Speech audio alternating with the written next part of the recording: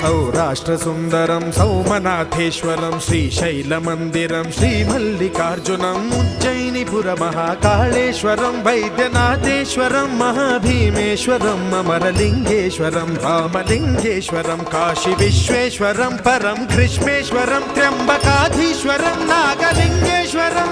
श्रीकेदारलिङ्गेश्वरम्